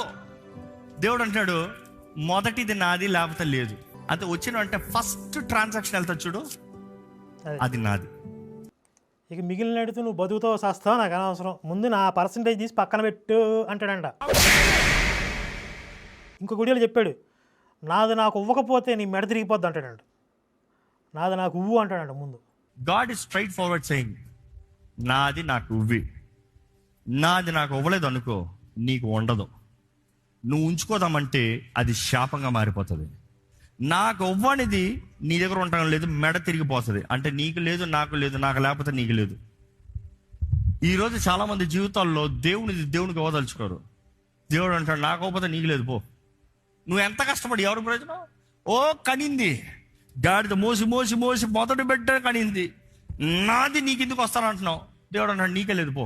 God can never do these kinds of things. తీసుకొచ్చిన కానుక మీ చేతిలో తీసుకోండి. దశమ భాగం ఇచ్చేవాళ్ళు కవర్ అడగండి, కవర్లో మీ దశమ భాగాన్ని పెట్టివ్వండి. దశమ భాగం ఇచ్చేవాళ్ళు కవర్ అడగండి. వచ్చాడు. విత్తనాలు విత్తకుండా పంట కోసే ప్రసక్తి లేదు. విత్తనాలు వేయాలి. దేవునికి ఇవ్వవలసిన దశమ భాగం ఇవ్వకుండా మీరు ఆర్థికంగా వర్ధిల్లే ఛాన్స్ కూడా లేదు. మీరు వర్ధిల్లాలని మనస్ఫూర్తిగా కోరుతున్నా. అలా దేవుడు వర్ధిల్లింప చేయాలంటే దేవుని సన్నిధికి మీ దశమ భాగం తీసుకొచ్చి ఇవ్వండి. అది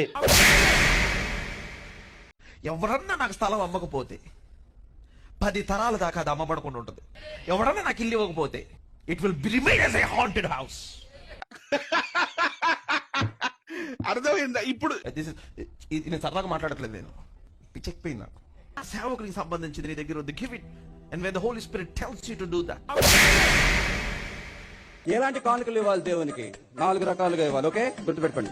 ఆదివారము సంచిలో ఏ కానుక వేయాలి? మీరు నిశ్శబ్ద కానుక వేయాలి. అంటే అనా కానీలు మనకు రూపాయలే పడాలి. రెండవది, ఇంట్లో గొప్ప కార్యం జరిగి పెళ్ళయింది, కానుక దేవాలా. బర్త్డే అయింది, కానుక దేవాలా. కొత్త కారు కొన్నాం, కానుక దేవాలా. మూడవది, ప్రతి నెల మీ దశమ భాగము సంఘానికి ఇవ్వాలి. ఈ రోజుల్లో పెద్ద దుమారం అయిపోతుంది. సేవకులు ఎప్పుడు దశమ భాగమే అడుగుతారు, దశమ భాగం పెడతారు. మేము తప్పకుండా అడుగుతాం.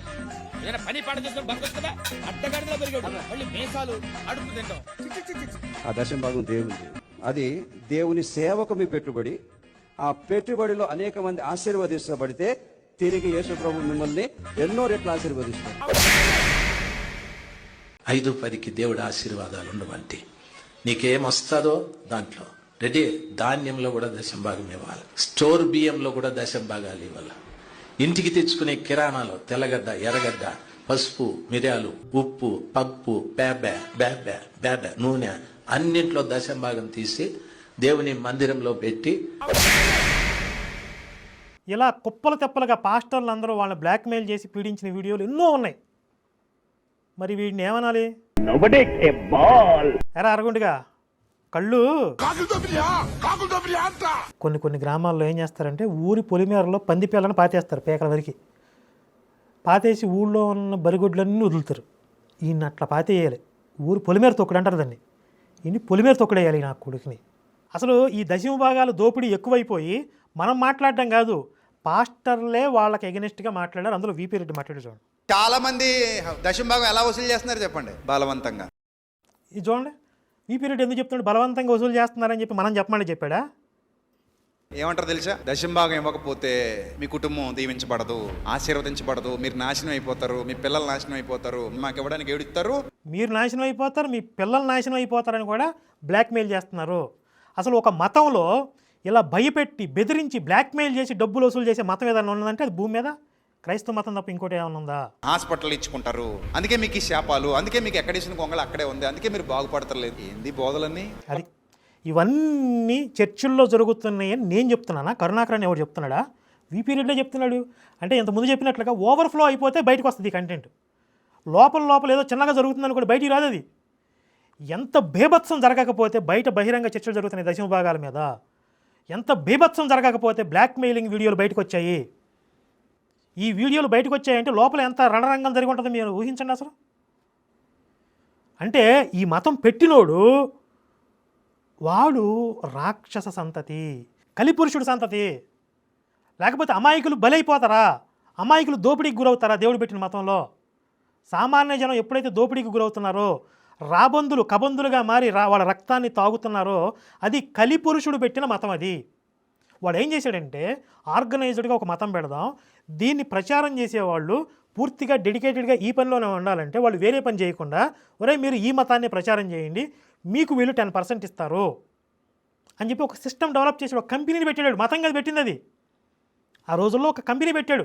ఈరోజు అగ్రిగోల్డ్ లేకపోతే ఏదో ఒక చైన్ లింక్ సిస్టమ్ పెట్టారు, ఒక్కొక్కళ్ళు ముగ్గురిని జాయిన్ చేయించండి అని చెప్పి ఒక బోగస్ కంపెనీలు వచ్చినాయని చెప్తారు కదా.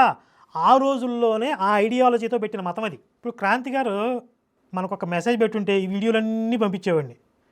మరి ఆయన ఫస్టే గ్యాదర్ చేసుకుని ఇవి అక్కడ ప్లే చేస్తే ఆడి మొహం ఏమైపోయేదో డిటిఎస్ అయిపోయేది. అంటే ఆడికి సిగ్గు ఎగ్గు ఉండదు కదా, అవి ప్లే అవి పాస్టల్ కదండి, ఇవన్నీ అబద్ధం ఫేక్ ఇవన్నీ మార్ఫుడ్ వీడియోస్ అంటాడు అంటాడు. కరుణాకర్ సుగ్న గారు ఒక సందర్భంలో అన్నారు, నేను ఇంటర్వ్యూ క్రమంలో ఏమన్నాడు, షాలం రాజు అనేటటువంటి పాస్టర్ అంట షాలేం రాజు స్కీల కూడిక పేరుతోటి వాళ్ళని వంచిస్తారట. క్రాంతి గారికి కరెక్ట్గా అడగల, స్త్రీల కూడిక పెట్టి కాదు. ఎవరిని వంచేది? స్త్రీలని. అక్కడికి వెళ్ళి ఆ చిలకలూరుపేటలో ఆ మందిరం దగ్గరికి వెళ్ళి ఆ మాట అనుమానండి, ఆడవాళ్ళు చెప్పు తీసుకొడతారు, మగవాళ్ళు కాదు. మొన్న షాలేం రాజు గారు కోత కూశాడు కదా, పూలు పెట్టిన వాళ్ళు అందరూ బజార్ వాళ్ళు అని చెప్పి, అది పువ్వులు పెట్టుకుని ఆడవాళ్ళ దగ్గరికి వెళ్ళి అనమానండి, ఆడిని పండబెట్టి తొక్కిపెట్టి నారదీసి నాటుకొట్టుడు నీటుకొట్టుడు ఎట్టబడితే అట్ట కొడతారు. నా గుడ్డలోడ తీసి కింద నుంచి కారం పెడతారు. నేను చెప్పింది వాడు ఏకాంత ప్రార్థనలు చేస్తాడు అని చెప్పి, ఇది నేను కూడా చెప్పడం కాదు, అక్కడికి వెళ్ళిన ప్రత్యక్షంగా వెళ్ళిన బాధితులు సాక్షులు వాళ్ళు కొన్నాళ్ళు ఆ చర్చికి వెళ్ళి అక్కడ ఏం జరుగుతుందో చూశారు. గర్వాప్స్ అయిన వాళ్ళు చెప్పారు, వాడు మగపిల్లలు వస్తేనేమో గుంపు ప్రార్థనలు చేస్తాడంట, ఆడవాళ్ళు వస్తే ఏకాంత ప్రార్థనలు అని చెప్పి లోపల తీసుకుపోయి 3-4 గంటలు చేస్తాడంట. కాలేజీ అమ్మాయిలు వస్తే అడిగి నొడు నొప్పి వచ్చిందని తర్వాత చెప్పారు వాళ్ళు. నేను అల్లనే ఉండి వచ్చిన ఏం జరుగుతుందో నాకు తెలుసు అని. ఎక్కడ నుండి వచ్చాడు వాడు? ఎవరు? నేను క్రిస్టియానిటీ నుండే వచ్చాను అని చెప్పా కదా, అది కాదంట. నన్ను అడగమని చెబుతా, ఎక్కడ క్రిస్టియానిటీలో ఉండాడా లేదా, వాళ్ళ నాయనమ్మ వాళ్ళ తాతయ్య వాళ్ళ మేనత్త చరిత్ర మొత్తం చెబుతా. ఏం చెబుతారా? ఏం చరిత్ర చెప్తా నువ్వు? చెప్పు, ఏదో ఒక్కటి చెప్పు. నా ముందు కూర్చొని చెప్పు. మీరు పర్సనల్గా పోవద్దు. అంటే నువ్వు ముందు కూర్చుంటే పర్సనల్గా వెళ్తా నేను. ఆయన క్రిస్టియానిటీలో ఉండొచ్చాను అంటున్నాడు కదా, క్రిస్టియానిటీలో ఉన్నాడా లేడు అనేది, క్రిస్టియానిటీలో ఉన్నాడా లేదనేది చరిత్ర మొత్తం నేను చెబుతా. జనం ముందుకు వచ్చి అబద్ధాలు చెప్పడం ఎందుకు? ఎంత గట్టిగా చెప్తున్నాడు అసలు, నా మీద నాకే నేను క్రిస్టియానిటీ లేనా అని డౌట్ వచ్చేలాగా మాట్లాడాడు కదా. చివరికి ఆడు కొంపకాడ నిప్పెట్టున్నాడు చూడండి. అబద్ధాలు చెప్పకూడదు కదా. క్రిస్టియానిటీలో ఉన్నారు ఇప్పుడు, వాళ్ళ అమ్మ వాళ్ళ నాన్న వాళ్ళంతా విగ్రహారాధికులు కదా. క్రిస్టియానిటీలో ఉంది ఎవరు? వాళ్ళ తాతయ్య వాళ్ళ నాయనమ్మ వాళ్ళ మేనత్త ఉన్నారు క్రిస్టియానిటీలో. వీళ్ళు చిన్నప్పుడు కొంతకాలం ఉన్నారు. వీడు మనిషా పశువా వింత జంతువా వేరే గ్రహం నుంచి వచ్చాడు అసలు వీడు? నేను చెప్పేది ఏంటి, నేను చిన్నప్పుడు పుట్టకముందే మా వాళ్ళు మతం మారారు, అందులో కొంతకాలం ఉన్నాను. తర్వాత నేను వయసు పెరిగే కొద్దీ ఇదంతా ఫ్రాడు ఫేక్ అని చెప్పి ఆ శవారాధన నుండి బయటకు వచ్చేసాను, హిందుత్వంలోకి వచ్చాను. విగ్రహారాధన అంటున్నాడు కదా, శవారాధన నుండి హిందుత్వంలోకి వచ్చాను, ఇదే కదా నేను చెప్పింది. చిన్నప్పుడు కొంతకాలం ఉన్నారు అంటాడేంది? అసలు అంతకుముందు ఠట్ నేను చరిత్ర చెప్తాను, అది చెప్తాను, ఇది చెప్తాను, నా ముందు చెప్పమానండి. క్రాంతి గారు గట్టిగా వేసుకోవాలి కదా, ఇక్కడ ఎట్లా మిస్ అయ్యాడు పాపం ఆయన. ఆ తర్వాత లేరు, వీళ్ళు విగ్రహారాధనలో ఉన్నారు, క్రిస్టియన్స్ కాదు వీళ్ళు. ఇప్పుడు ఉన్నామని ఎవరు చెప్పారు రా ఎర్రి పుష్పమా? నేను చెప్పేది ఏంటిరా, ఇప్పుడు శివశక్తి పెట్టే 10 ఏళ్ళు అవుతుంది, అంతకుముందే కొన్ని సంవత్సరాల ముందే బయటకు వచ్చేసాను కదా. ఇప్పుడు నేను క్రిస్టియానిటీలో ఉన్నానని చెప్తున్నాను, నేను మా ఫ్యామిలీని కూడా నేను బయటకు తీసుకొచ్చేసానని చెప్తున్నా కదా.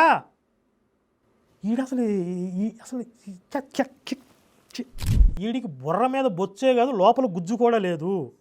వీడిని ఫాలో అయ్యే వాళ్ళకి ఇంకేముందో ఆలోచించుకోండి. ఇక అంటే వీళ్ళ మతమే లో ఐక్యూ లెవెల్స్ ఉన్న వాళ్ళ మతం కదా. మీరు ఇంత లో ఐక్యూ అయితే రారా మీతోటి? వీళ్ళందరూ ఒక చోట చేరి 10 మంది చేరి నా వీపు నువ్వు గీరు, నీ వీపు నేను గీరతా అనుకుంటారు వీళ్ళు. క్రిస్టియానిటీ లేడు. ఒకవేళ నువ్వు క్రిస్టియానిటీలో ఉంటే చాలా మన చర్చిల సంగతి నీకు ఎలా తెలిసింది? ఏం మాట్లాడుతున్నావురా? నరాలు కట్ అయిపోయింది అంటే వీడు ఏమంటాడు ఇప్పుడు? ఆడు చెప్పింది నిజమే, ఆడికి ఎలా తెలిసింది నిజం అంటున్నాడు వీడు. అంటే నేను క్రిస్టియానిటీలో ఉంటే ఆ నిజం తెలియదా? బయట ఉంటే తెలిసిద్దా? క్రిస్టియానిటీలో ఉన్న వాళ్ళకి తెలియదా? అక్కడ కళ్ళు మూసుకుపోతాయా? క్రిస్టియానిటీలో ఉంటే షాలేం రాజు గురించి చెడుగా చెప్పకూడదు కదా, ఎందుకు చెప్తున్నాడు? బయట పెట్టకూడదు కదా, ఎందుకు బయట చెప్తున్నాడు అని వీడి ఉద్దేశమా? ఎలా తెలిసింది? ఎలా తెలిసిందో తెలిసింది. మొత్తానికి నిజమని ఒప్పుకున్నాడు, వేసేసాడు శాలిమరాజుని. క్రిస్టియానిటీలో ఉంటే మీ ఊరు ఎక్కడో, ఇక్కడ కాదు కదా, చిలకలూరుపేట కాదు కానీ ఇది ఎక్కడో తెనాల పక్కన సుగ్గుళ్ళంక. మరి సుగ్గుళ్ళంకలో నేను ఒక ప్రశ్న అడుగుతున్నా కరుణాకర్ని, చర్చికి వెళ్ళేటువంటి ఆడవాళ్ళ కాదు అసలు ఈ టాపిక్ డైవర్ట్ అయింది కానీ, ఇప్పుడు నేను క్రిస్టియానిటీలో ఉంటే ఎక్కడో తెనాలి, శాలిమరాజు విషయం ఎలా తెలిసిందనే ఏంటి అసలు ఈ ప్రశ్న ఏంటి? మీకు ఏమైనా అర్థమైందా? ఇప్పుడు లాజిక్ లేకుండా అక్కడ రక్తం గారింది మనకు రక్షణ వచ్చిందని ఎట్లా చెప్తున్నారో, ఈయన క్రిస్టియానిటీలో ఉంటే శాలిమరాజు గురించి ఎలా చెప్తాడు? ఈ రెండు ఒకటేలా కనిపిస్తుంది నాకు. అంటే వీళ్ళు ఏది చెప్పినా అలాగే ఆలోచిస్తారా? ఏది చెప్పినా అలాగే ఉంటుందా లాజిక్ లేకుండా? ఆడవాళ్ళందరినీ పాస్టర్లు ఇలా చేస్తారు అంటున్నాడు కదా, మరి కరుణాకరు క్రిస్టియానిటీలో ఉన్నాను అంటున్నాడుగా, మరి కరుణాకరు కుటుంబంలో ఉన్న ఫ్యామిలీ చర్చికి వెళ్ళారుగా, వెళ్ళారా లేదా? వెళ్ళినట్టే కదా చెబుతున్నాడు కదా. వెళ్ళలేదని చెప్పాడు కదా ఈడే. ఇంతకుముందు ఏమన్నాడు వీడు? అంత అబద్ధం అసలు ఠాట్ అన్నాడు కదా. మరి ఇతను వీళ్ళ ఇంట్లో లేడీస్ని వాళ్ళ పాస్టర్లు ఏమన్నా ఇబ్బంది పెట్టారా? వాళ్ళ పాస్టర్లు ఏమన్నా గోకారా? ఉంటే చెప్పమని, మరి అలాంటి హిస్టరీ చెప్పను. వాళ్ళ ఇంట్లో లేడీస్ని వచ్చి చెప్పమని బయటకు వచ్చి. దీనికి ఆల్రెడీ నేను సమాధానం చెప్పా కదా. ఇప్పుడు ఈ లేటెస్ట్గా వచ్చిన ఈ స్కీములన్నీ స్త్రీల కూడికలు, ఇంతకుముందు ఆదివారం మాత్రమే కోటాలు పెట్టేవాళ్ళు వీళ్ళు, ఇప్పుడు శనివారం కూడా లంగోటాలు పెడుతున్నారు. బుధవారం స్త్రీల కూడికలు, గురువారం యవనస్తుల కూడికలు, రకరకాల కొత్త పథకాలన్నీ ప్రవేశపెట్టారు. ఇప్పుడు యవనస్తుల కూడికలు, స్త్రీల కూడిక ఈ మధ్యకాలంలో వచ్చినాయి. ఇప్పుడు గోకటాలు ఎక్కువైపోయినాయి, విశృంఖలం అయిపోయింది. మేము కొంతకాలమే ఉన్నాం, మా ఇంట్లో ఎవడు ఏకాంత ప్రార్థనలు పెట్టలేదు, మా ఇంట్లో ఆడవాళ్ళు ఎవరు స్త్రీల కూడికలకి ఏకాంత ప్రార్థనలకి పోలేదు, పోయే చోట గోకుతున్నారు. అది కదరా హౌలే. కొన్ని పత్రికలలో కూడా క్లియర్గా వచ్చింది, కావాలని చెప్పేసి నాతో పడుకుంటే ఓపెన్ ఒక పాస్టరు నీకు దేవుడు పుడతాడని చెప్పేసి ఒక అమ్మాయిని శారీరకంగా కలిసి గర్భవతిని చేసిన తర్వాత ఆమెను ఎవరితోటి ఒక పాస్టర్. ఇటువంటి సంఘటనలు ఉన్నాయి. వీటికి ఏం సమాధానం చెప్తారు? ఖచ్చితంగా అలాంటిది ఏడన్నా నువ్వు చూస్తే 100కో 1 ఒకటి చూస్తామండి. ఎందుకంటే ఇది కనుక మీరు పరిశీలన చూసే పని అయితే హిందూ మతంలోనే ఎక్కువ మంది పూజారులు కానీ, వీడు ఏదన్నా వీడియోలోకి వచ్చే ముందే ఒక అశుద్ధం తినొస్తాడు, అది అరిగేదాకా కొక్కుతాడు. ఇక కంపారిటివ్గా చూస్తేనంట హిందువుల్లోనే ఎక్కువ అంట. చూడండి, పాస్టర్లు అలాంటి వాళ్ళు ఏదంటే ఎక్కడో రేర్ సంఘటన, అది ఎక్కడో రేర్ అంట. ఇప్పుడు మన కళ్ళ ముందు కొంతమంది పాస్టర్లు ఉన్నారు, అందులో హనీ జాన్సన్ గారు మొన్నే పుచ్చిపోయిన గువ్వలకు మందు రాసాడు. ఓఫిర్ తాత 70 ఏళ్ల వయసులో కూడా ఆమదం రాస్తున్నాడు. ప్రసన్న బాబు పిడి సుందరరావు కొడుకు ఆగవాగం అయిపోయింది. అసలు ఆడపిల్లల బతుకులందరూ కూడా ఏమైపోయినాయో మీరు చూశారు. విజయ్ కుమారు హనీ జాన్సన్ లవర్ని గోకాడు. ఇప్పుడు మనకి కళ్ళ ముందు కనపడే 10 మంది పాస్టర్లో సగం మంది పుండాకోరులే ఉన్నారు. మనకు తెలియకుండా ఎంతమంది ఉంటారు? అసలు రోమన్ క్యాథలిక్స్లో వాళ్ళకు వచ్చే ఆదాయంలో ఎక్కువ శాతం రేప్ కేసుల మీద ఖర్చు పెడుతున్నారంట. ఇది నివేదిక, గణాంకాలు. ఏ చర్చికి పోయినా అక్కడ అక్రమ సంబంధాలు సర్వసాధారణం. రోజుకు ఒక న్యూస్ వస్తుంది. దీనికి కారణం కూడా చెప్పాను నేను. పాస్టర్లు ఏం చేస్తారు? టచ్ చేస్తారు ఆడవాళ్ళని. ఒక వీడియో ప్లే చేస్తా చూడండి.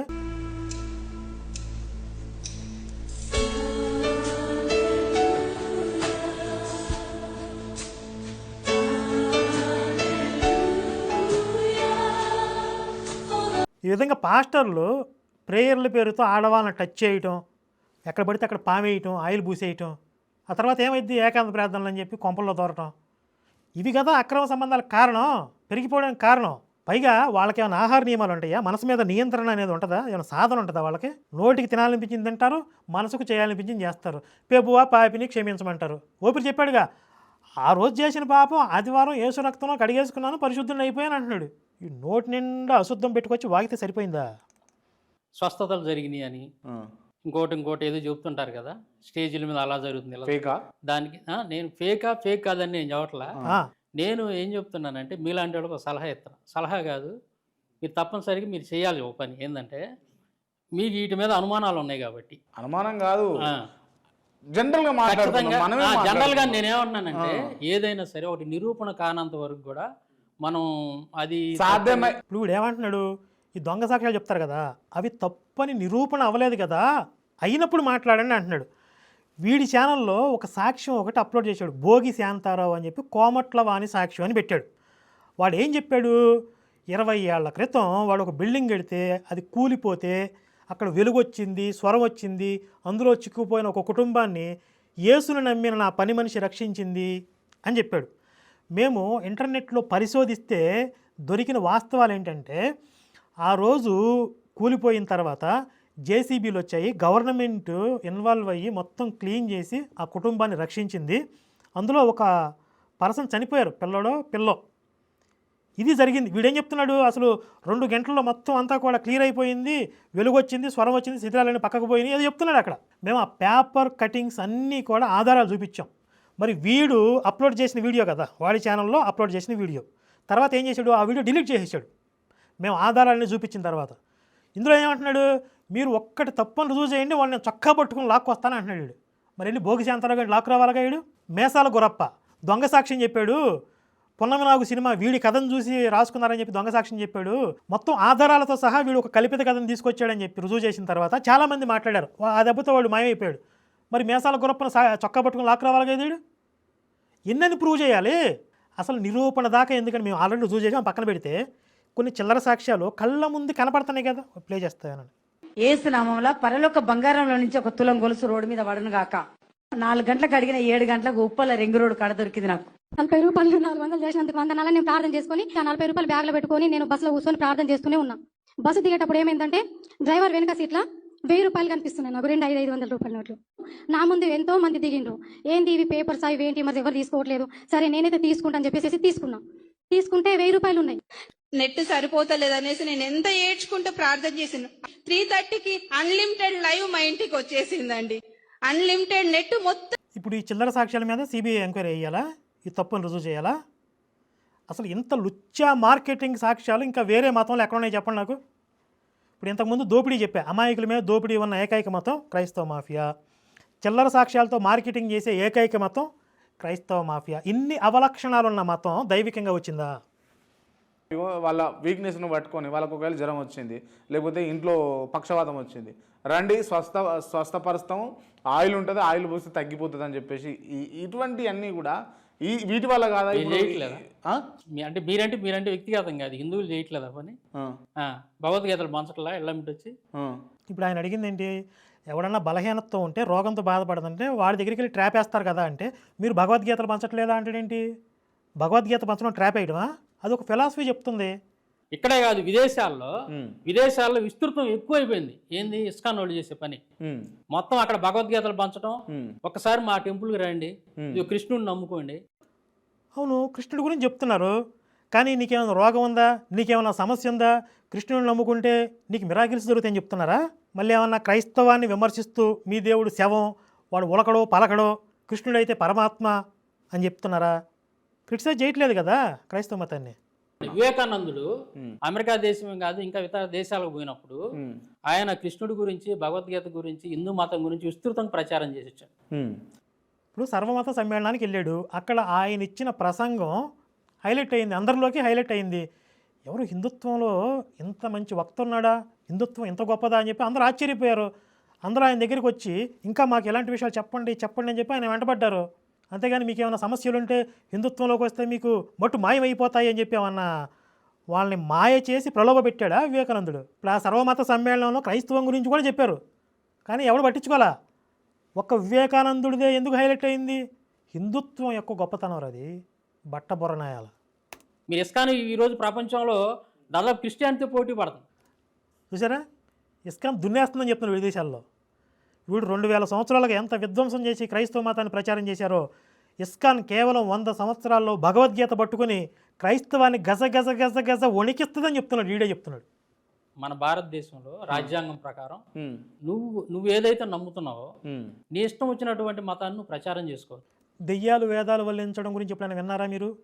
కళ్ళారా చూసారా? ఇప్పుడు చూడండి. అయితే ఎదుటివాడి మతాన్ని కించపరచకుండా ప్రచారం చేసుకోవాలి. నేను మాట్లాడే క్రమంలో యేసుక్రీస్తు గురించి, యేసుక్రీస్తు మన కోసం ప్రాణం పెట్టాడు చెప్పుకుంటూ వెళ్తాను నేను. ఆ క్రమంలో మీ రాముడు మంచివాడు కాదు, మీ కృష్ణుడు మంచివాడు కాదు, మా దేవుడిని నమ్మండి అనే మాట మాట్లాడు. అలా మాట్లాడితే వాళ్ళు లుచ్చా మతమనే కదా. అలా మాట్లాడేలాగా మత గ్రంథాల్లో రాసుకుంటే అది ముంజల మతమనే కదా. అలా మాట్లాడిన వాళ్ళు ముంజా కొడుకులనే కదా. నేను పలానా అని చెప్పట్లా, ఎవరైతే ఆ విధంగా చేస్తున్నారో వాళ్ళు ముంజా కొడుకులు. అవతల ధర్మానికి సంబంధించి, అవతల మతానికి సంబంధించినటువంటి వ్యక్తులను కించపరుస్తూ మాట్లాడేది మీరు ఒక్కరు మాత్రమే. ఛాలెంజ్.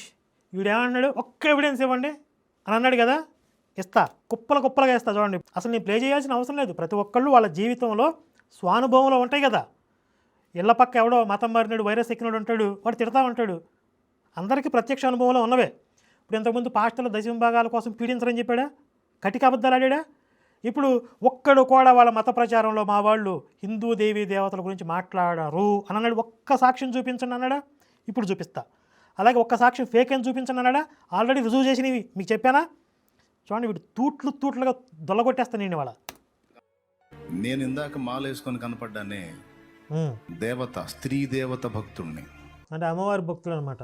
శాలిం రాజు గారు గొర్రెలను కూర్చోబెట్టి ఆదివారం వాడి శవం గురించి చెప్పుకోవాలి కదా, అమ్మవారి గురించి శివుడి గురించి మాట్లాడుతున్నాడు. చూడండి, నేను అమ్మవారు అని ఆరాధించిన దేవత నా పాపములు ప్రాయశ్చిత్తము కొరకు ఏం చేసింది అన్న స్టోరీ చదివా. ఏమీ లేదు. ఆమె భర్త అంటే శివుడు అనమాట. ఆయన చేసిన పుణ్యకార్యం ఏంటో అని చూసా. ఏమీ లేదు. శివుడు ఏం చేయలేదండి.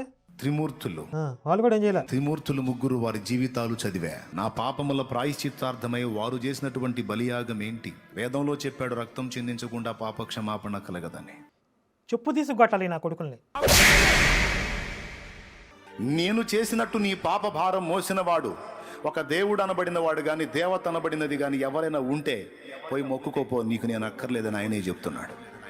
నేను మొక్కిన వారందరి జీవితాల్లో అరిషడ్ వర్గాలు పనిచేశాయి. హెడ్ ఆఫ్ ద డిపార్ట్మెంట్ అనుకున్న ముగ్గురిని, ఆ ముగ్గురు కూడా ఒప్పుకున్నారు, మేము పాపము చేసిన వారమని. నేను మొక్కినోళ్ళు అరిషడ్ వర్గాలకు బానిసలు అయిపోయారు. మొక్కే నేను అరిషడ్ వర్గాలకు బానిసనయ్యాను.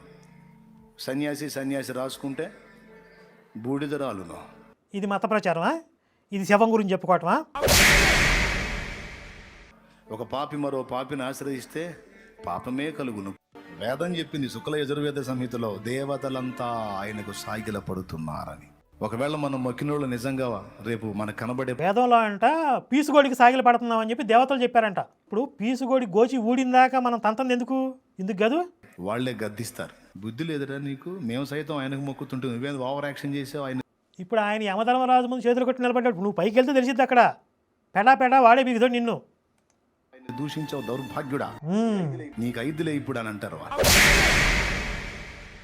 ఈ రకంగా ఈ సాతాన్ రాజు కూడా నోటికి వచ్చిందల్లా వాగితే మనం గట్టిగా వాడికి వాతలు పెట్టేటప్పటికి అప్పటికి బుద్ధి వచ్చింది వాడికి.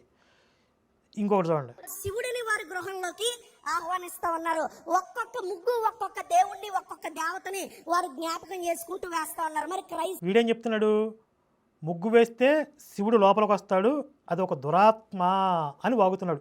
మామూలుగా ఇస్లామిక్ దేశాల్లో అయితే వీళ్ళ ఖండఖండాలుగా కోసేస్తారు. అసలు నాలుగుకి నాలుక, కాళ్ళకి కాళ్ళు, చేతులకు చేతులు కట్ చేసేసి ముక్కలుగా పార్సిల్ చేస్తారు. కానీ ఇక్కడ ఉన్నది హిందువులు కదా, వీళ్ళ కాస్త సర్వమత సమభావన, చక్కరిజం ఎక్కువ కదా, అందుకని వీళ్ళు ఇంకా సజీవంగా ఉన్నారు. క్రైస్తవుడిగా నీకేం పని ఇంట్లో ముగ్గులు పెట్టుకోవడానికి? ఇంకా చాలా మంది అడుగుతున్నారు, ముగ్గులు ఎందుకు వేయకూడదండి, ముగ్గులు వేస్తే ఏంటండి? ముగ్గులు వేస్తే నువ్వు ఒక దురాత్మని నీ గృహంలోకి ఆహ్వానించుకునిచున్నావు. ఒకవేళ మన హిందూ సహోదరులు వేస్తే అది వారి ఇష్టం, అది వారి ఆచారము. ఈ వీడియోలన్నిటికీ మనం కౌంటర్లు ఇచ్చినాయే.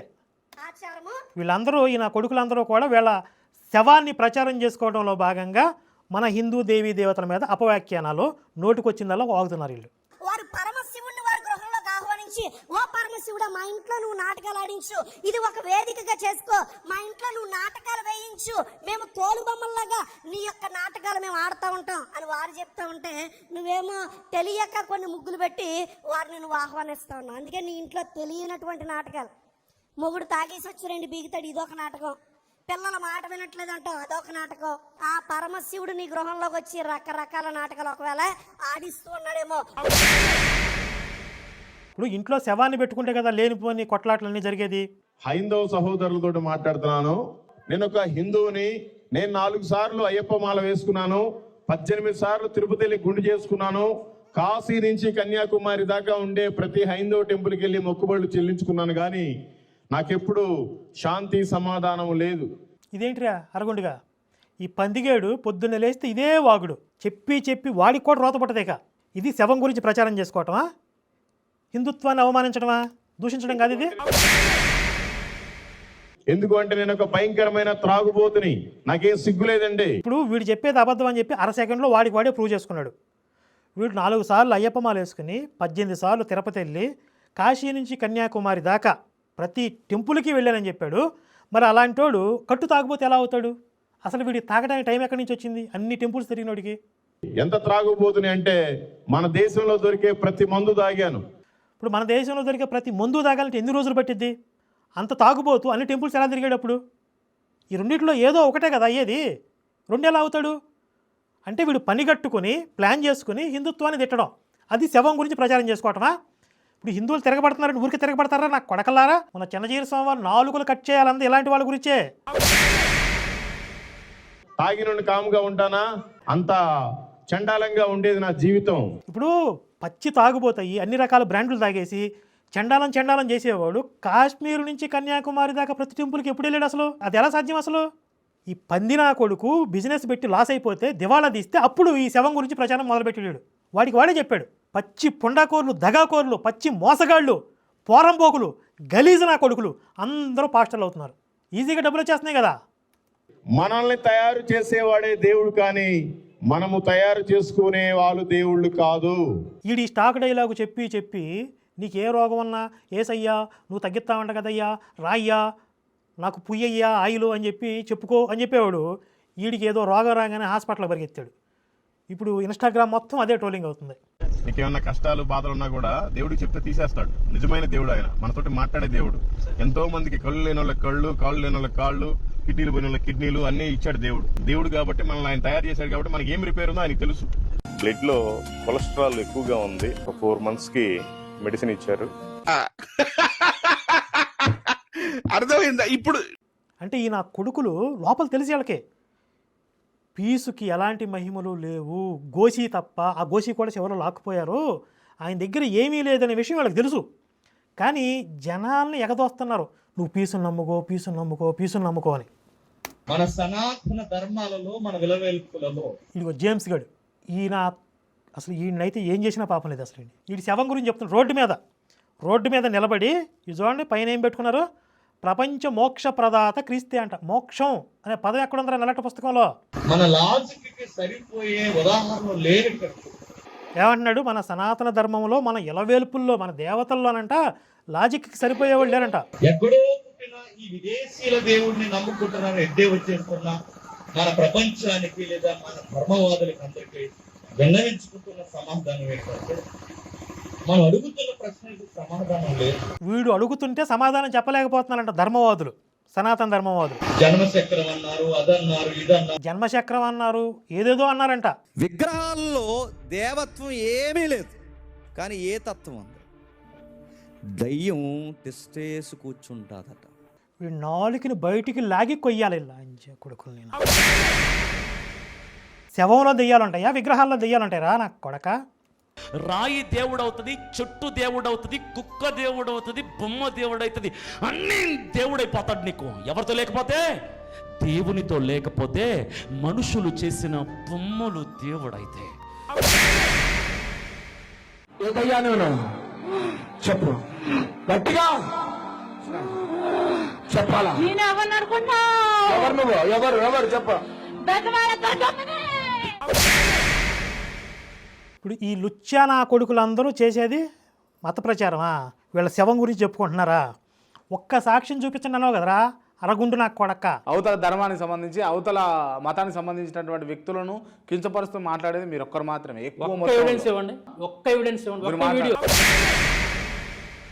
ఒక్క సాక్ష్యం ఎన్ని కుప్పలు ఉన్నాయి కదా, ఏం బిగుతాయి ఇప్పుడు వాళ్ళని? ఇప్పుడు ఈ శవాన్ని తరిమేస్తున్నారంటే, ఈ ప్రేతానికి పిండం పెడుతున్నామంటే ఊరినే పెడతారా?